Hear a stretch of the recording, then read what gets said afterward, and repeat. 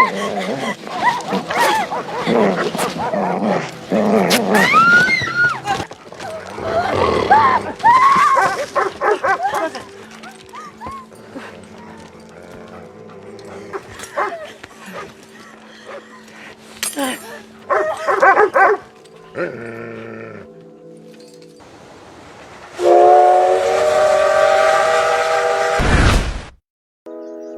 apa kabar semua? Saya doakan semoga dalam keadaan baik-baik aja dan selalu dimudahkan rezekinya. Terima kasih banyak buat teman-teman semua yang selalu setia mantengin channel ini. Dan buat yang baru bergabung, saya ucapkan selamat datang dan terima kasih. Sebelum kita mulai, jangan lupa klik tombol like dan subscribe-nya. Oke?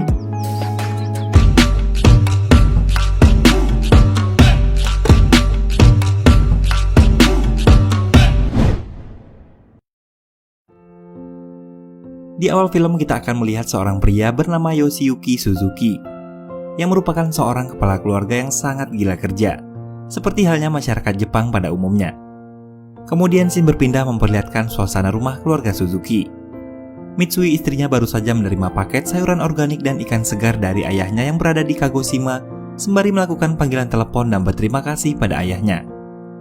Di belakang terlihat anaknya yang bernama Yui terlihat jijik melihat ikan yang akan dibersihkan ibunya. Karena selama ini mereka hanya makan makanan instan saja, tanpa perlu ribet untuk membersihkannya.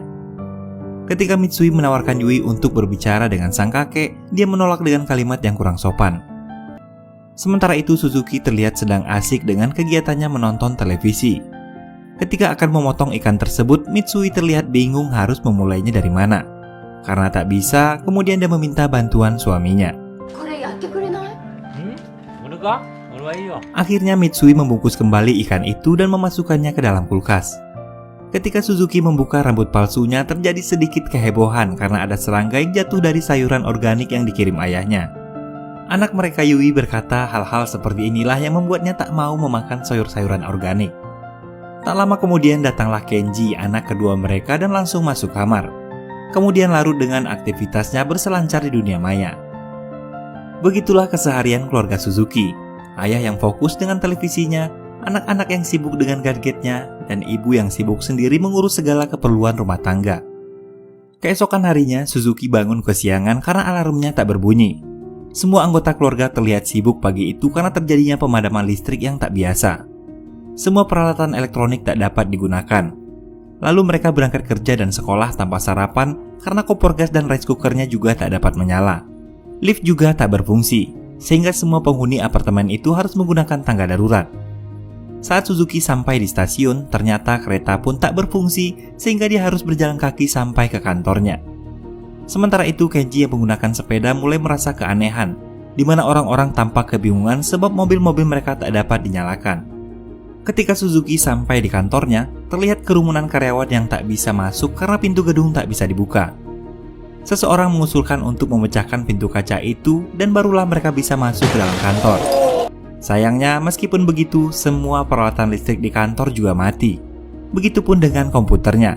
Dan akhirnya membuat semua pegawai kebingungan karena tak dapat melakukan pekerjaan. Sementara Mitsui yang sedang berada di supermarket mendapati banyak barang-barang yang dia butuhkan sudah tak tersedia. Dan saat akan membayar dia harus menunggu antrian yang sangat panjang karena mesin kasir yang tak berfungsi sehingga perhitungan dilakukan secara manual. Kemudian seorang pegawai menghimbau seluruh pelanggan untuk menyiapkan uang tunai karena pembayaran menggunakan kartu tak bisa digunakan. Terlihat seorang pelanggan ingin menarik uangnya di ATM, namun ATM itu pun tak berfungsi. Di saat yang bersamaan karena tak ada yang dapat dikerjakan, semua karyawan di kantor Suzuki dipersilahkan untuk pulang.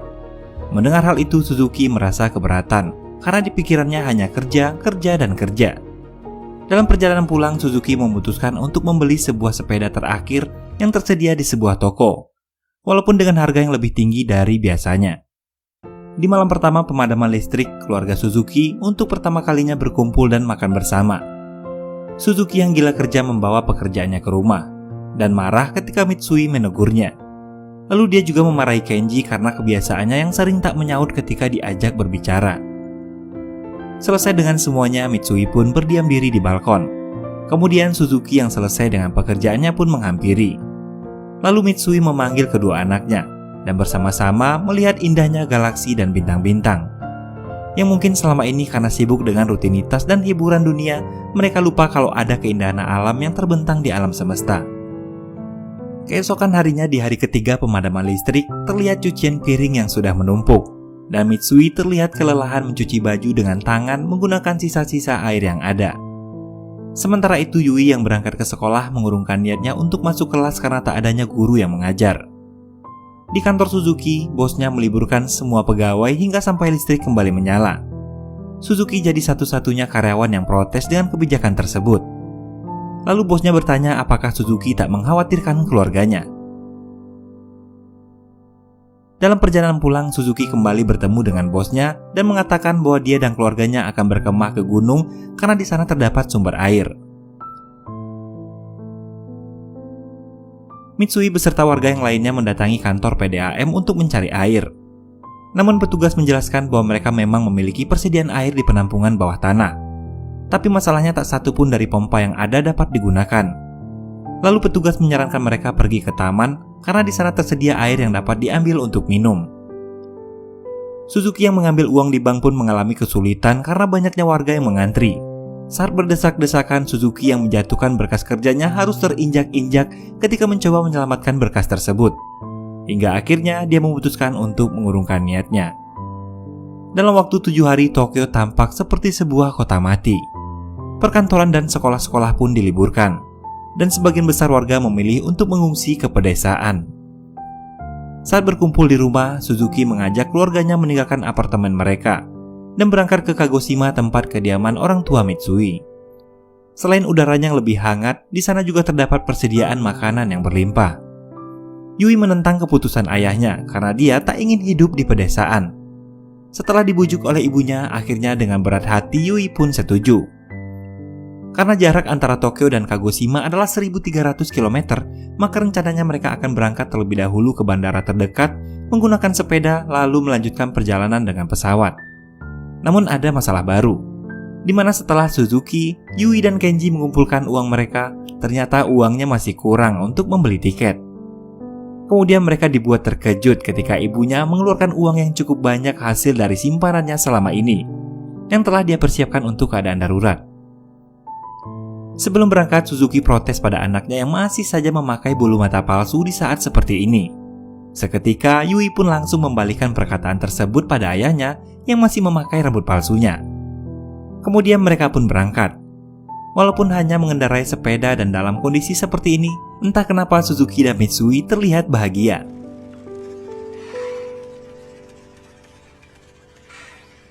Di sepanjang perjalanan mereka melihat banyak orang berjualan air mineral dengan harga yang berkali lipat dari harga biasanya. Suzuki pun menahan rasa hausnya. Semakin jauh mereka berjalan, maka semakin mahal pula harga yang ditawarkan oleh para pedagang. Tak tahan dengan rasa haus, kemudian Suzuki berhenti di sebuah toko yang menjual dengan harga yang lebih mahal dari tempat sebelumnya. Setelah tawar-menawar, akhirnya pedagang tersebut memberikan diskon karena membeli dalam jumlah yang banyak. Kemudian mereka beristirahat di sebuah taman. Yui mendadak sakit perut dan ingin buang air besar. Namun karena toiletnya yang begitu jorok, akhirnya mau tak mau dia pun melakukannya di taman. Sesampainya di bandara, ternyata tak ada satupun penerbangan karena pesawat juga tak dapat digunakan.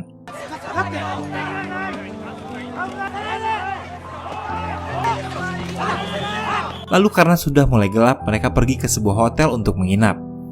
Di sana Yoshi memutuskan untuk tetap pergi ke Kagoshima walaupun dengan mengendarai sepeda. Yui lagi-lagi menolak karena ingin pulang ke apartemen saja. Ayahnya lantas menjelaskan bahwa dalam keadaan seperti ini, hidup di daerah yang sulit mendapat air dan makanan adalah hal yang berbahaya. Keesokan harinya Yui dan Kenji pergi ke toko buku guna mencari peta sebagai panduan menuju ke Kagoshima. Kemudian mereka mendengar rumor bahwa di Osaka tak terjadi pemadaman listrik. Namun berita itu masih belum bisa dipastikan kebenarannya.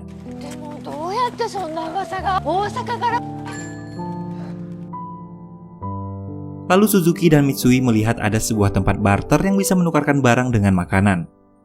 Namun ternyata di sana hanya menerima makanan sebagai alat pertukaran. Bahkan si pemilik menolak sebuah Maserati dan jam tangan mewah dari seorang pria yang ingin meminta sebotol air dan beberapa makanan. Lalu Suzuki dan Mitsui pun menghampiri tempat itu, kemudian menukar sebotol air mineral dan 2 botol wine dengan sepeda dan sekantong beras. Setelah mendapat apa yang dibutuhkan, mereka kembali melanjutkan perjalanan. Setelah mengayuh sepeda selama berjam-jam, akhirnya tibalah mereka di sebuah jalan tol yang dipenuhi dengan orang-orang yang juga akan bermigrasi. Yui pun merasa senang karena telah menemukan jalan yang tepat, setelah sebelumnya sempat nyasar karena ayah mereka yang sok tahu dan tak mau disalahkan. Menjelang malam, mereka pun beristirahat di depan sebuah museum. Ketika sepasang suami istri meminta minuman, Yoshi langsung menutup minumannya. Bahkan suami istri itu bersedia untuk membayarnya, namun Yoshi mengatakan hanya memiliki sebotol minuman saja. Di tengah malam, Kenji mendapati seorang pria yang sedang mencuri minumannya. Dia lantas mengejar pria itu hingga tiba di sebuah terowongan. Ternyata pria itu mencuri air mineralnya untuk membuat sebotol susu untuk bayi kecilnya. Melihat hal itu, Kenji yang tak tega pun berlalu pergi. Di hari berikutnya, keluarga Yoshi melanjutkan perjalanan, dan mereka berhenti di depan sebuah terowongan gelap yang panjangnya 2 km.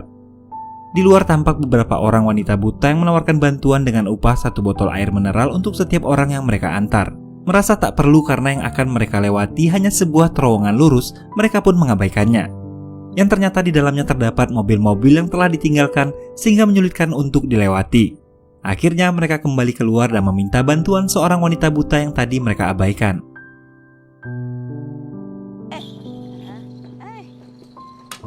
Memasuki hari ke-16 pemadaman listrik, Suzuki dan keluarganya berkemah di tepi sungai. Selain korek api yang tinggal 4 batang, mereka juga kehabisan persediaan air.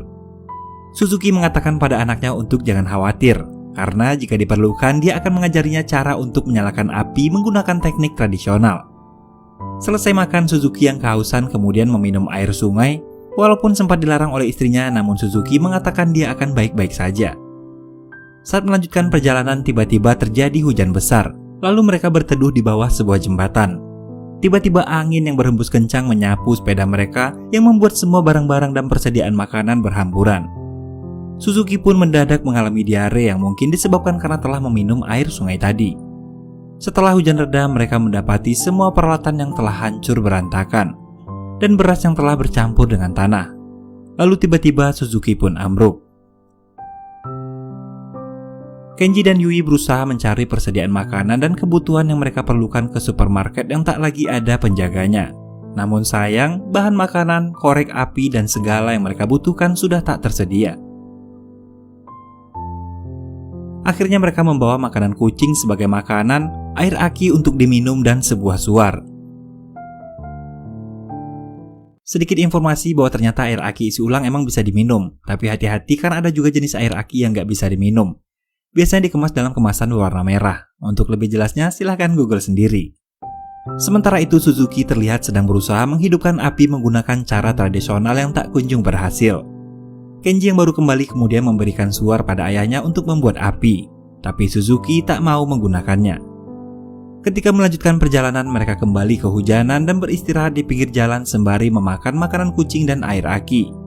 Kemudian mereka berpapasan dengan sebuah keluarga yang tak terlihat seperti sedang mengungsi, melainkan hanya seperti liburan biasa saja.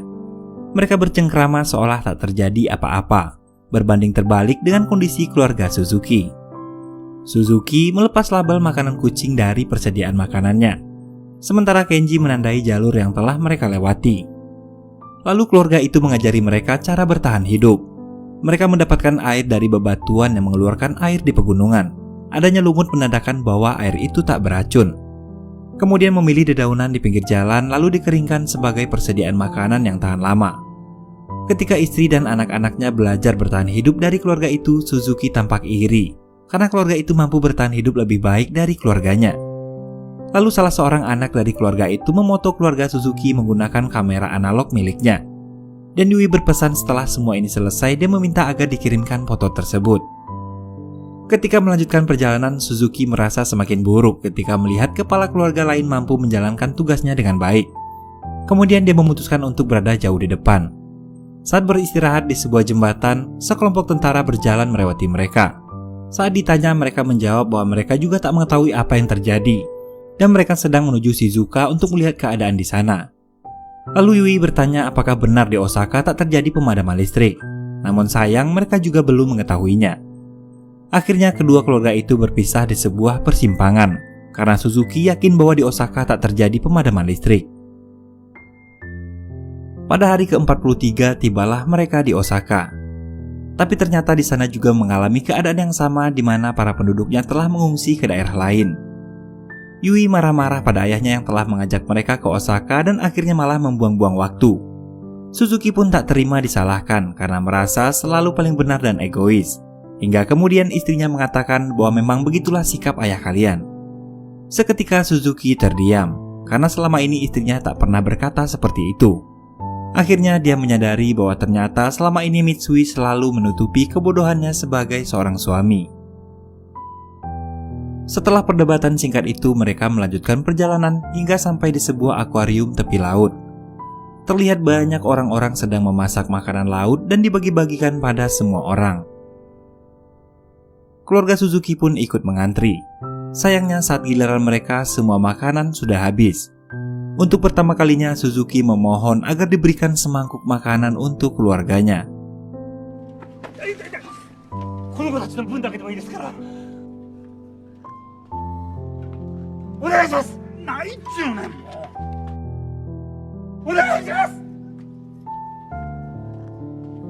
Di hari ke-67 mereka tiba di sebuah pedesaan dengan hamparan sawah yang luas. Dalam keadaan kepayahan, kelaparan dan kehausan. Saat beristirahat, Suzuki melihat seekor babi yang sangat gemuk tepat di hadapannya. Tanpa pikir panjang, Suzuki sekeluarga mengejar dan mengepung babi itu hingga akhirnya babi itu pun tertangkap. Mereka sangat bahagia. Setelah sekian lama, akhirnya mereka akan makan.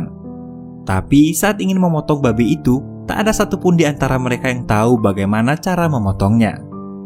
Tiba-tiba muncullah seorang kakek tua bernama Tanaka, yang ternyata adalah pemilik babi tersebut. Lantas dia memotong babinya dan membawa keluarga Suzuki ke tempatnya. Setibanya di rumah kakek Tanaka, Suzuki melihat sebuah pompa air, lalu bertanya apakah air tersebut bisa diminum. Kakek Tanaka pun menjawab tentu saja. Suzuki dan keluarganya langsung berlari memompa air tersebut dan meminumnya. Kakek Tanaka meminta mereka untuk membantu menangkap babi-babi yang terlepas disebabkan pagar listrik yang biasanya mengurung babi itu sudah tak berfungsi, dengan imbalan memberi mereka makanan dan tempat tinggal yang layak. Ketika makan, Yui terlihat menangisi makanannya tanpa sebab. Malam harinya kakek memberikan sebuah piyama yang tadinya dia persiapkan untuk kepulangan keluarga putranya yang tinggal di Amerika. Namun dia memilih memberikannya pada keluarga Suzuki yang lebih membutuhkan. Berhari-hari mereka tinggal di sana, menangkap babi dan membantu meringankan pekerjaan kakek Tanaka. Di sana mereka juga belajar bagaimana cara memotong hewan, menghidupkan api, memotong kayu, menjahit, dan mengasapi daging agar lebih awet karena kulkas tak dapat digunakan.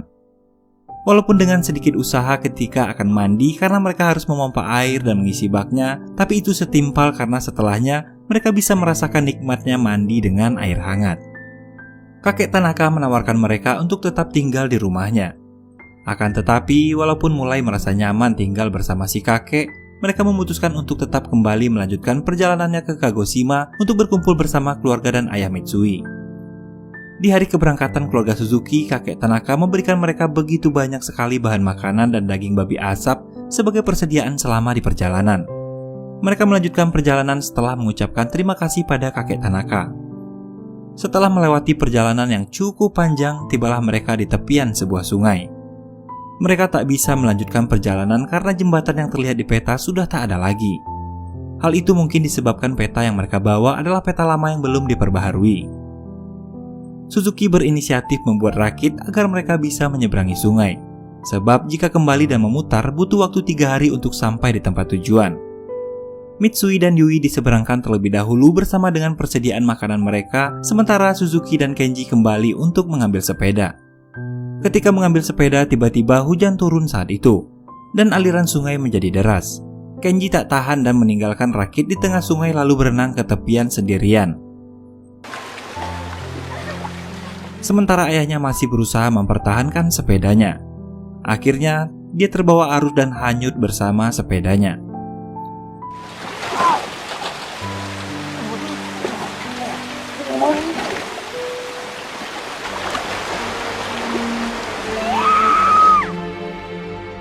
sempat mencari namun Kenji hanya berhasil menemukan rambut palsu ayahnya.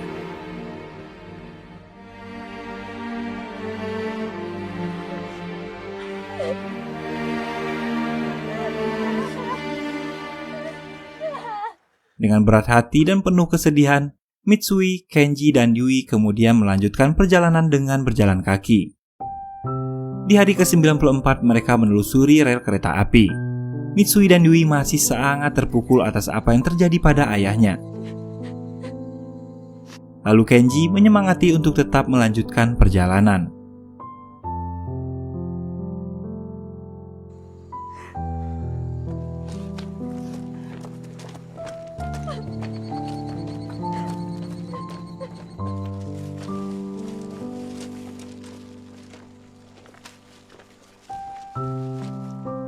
Di tengah perjalanan ketika Yui sedang memakan dagingnya, dia melihat seekor anjing yang terus membuntuti, lalu memberikan dagingnya pada anjing yang terlihat sangat kelaparan.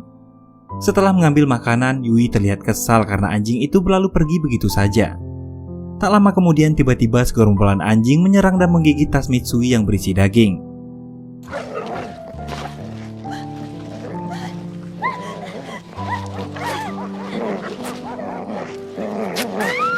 Mitsui yang kaget pun terjatuh ke tebing dan mengalami patah kaki. Sementara persediaan makanan di dalam tasnya tak bisa diselamatkan.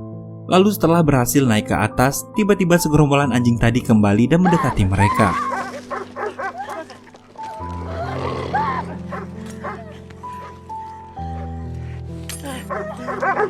Beruntung sebuah kereta lokomotif uap datang dan membuat anjing-anjing itu ketakutan dan pergi.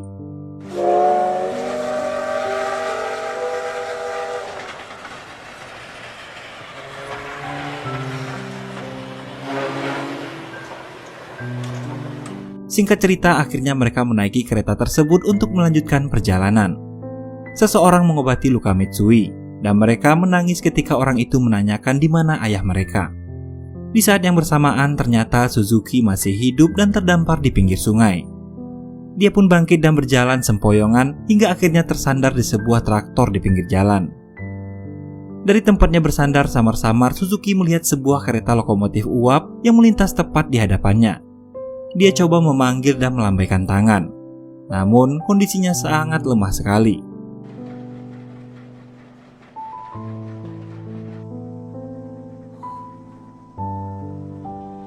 Kemudian dia menyalakan suar pemberian Kenji waktu itu yang ternyata masih tersimpan di sakunya.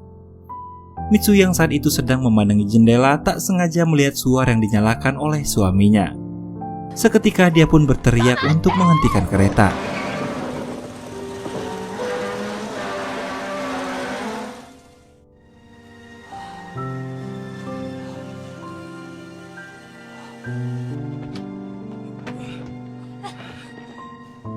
Singkat cerita, Suzuki yang sudah berada dalam kereta terbangun saat istrinya bercerita tentang masa lalunya yang sering menaiki kereta untuk bolak-balik meminta restu pada orang tuanya.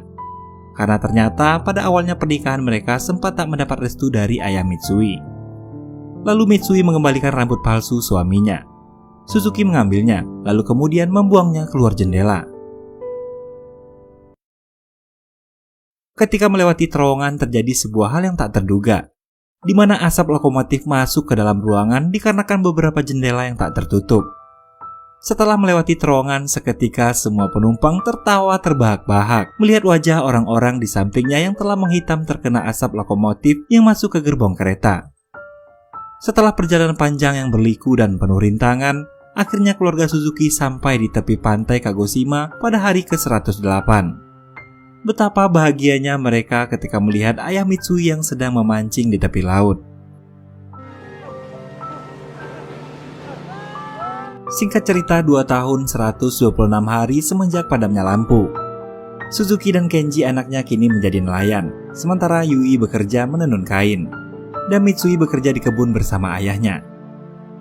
Kini kehidupan keluarga Suzuki tampak harmonis dan bahagia, walaupun hidup sederhana di tengah pedesaan. Suatu pagi Suzuki terbangun karena mendengar suara jam beker. Lalu dia mencari asal suara tersebut dan mendapati sebuah jam yang kembali berdetak. Tak lama kemudian toa di desa juga berbunyi yang membuat semua orang keluar dari dalam rumah mereka. Lalu lampu-lampu kembali menyala. Dan di hari itu, listrik yang bertahun-tahun padam kini telah kembali menyala. Beberapa waktu kemudian, kota Tokyo kembali normal seperti dulu. Namun masih belum diketahui apa penyebab pasti pemadaman listrik global yang menyebabkan semua perangkat elektronik mati selama 2,5 tahun lamanya. Banyak spekulasi yang berkembang, di antaranya hal itu disebabkan oleh radiasi matahari. Dan sebagian lagi berpendapat ini adalah ulah teroris yang secara khusus menyerang pembangkit listrik. Sementara itu di rumah keluarga Suzuki kini ada yang berbeda. Mitsui terlihat mahir memotong ikan. Yui dan Kenji membawa bekal pergi ke sekolah. Dan Suzuki yang bersepeda ke kantornya. Kemudian seorang kurir mengantarkan paket untuk Yui. Dan ketika dibuka, ternyata itu adalah foto keluarga mereka yang diambil 2 tahun yang lalu. Dan film pun selesai.